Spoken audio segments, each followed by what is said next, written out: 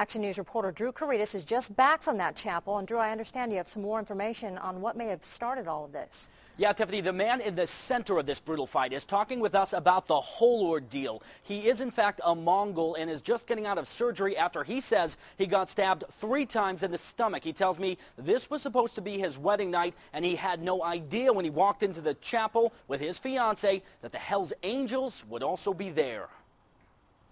A dangerous coincidence brought members of 2 rival biker gangs under one roof. The Hells Angels and the Mongols face to face in the lobby of a special memory wedding chapel. We were friggin' attacked, and we defended ourselves the best we could. But it's real hard to do when you're outnumbered that bad, but that's all right.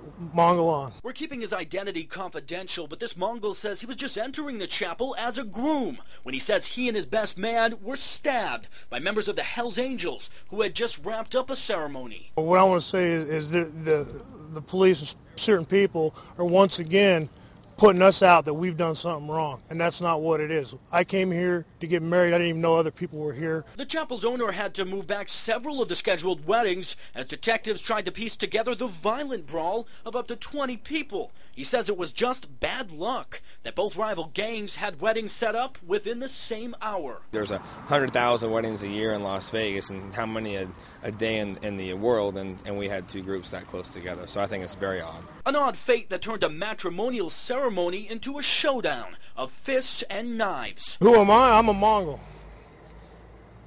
Who came after me? A bunch of chicken.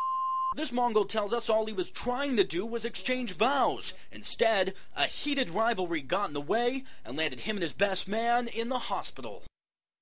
And this groom tells me he's headed back to UMC right now, pulling for his best man, another Mongol who he says was also stabbed last night. He says Metro confiscated his marriage license during the investigation, and he's angry about that. Metro had told us they were looking for numerous suspects. Still, no reports of any arrests. Reporting live in the newsroom, Drew Caritas, Channel 13 Action News.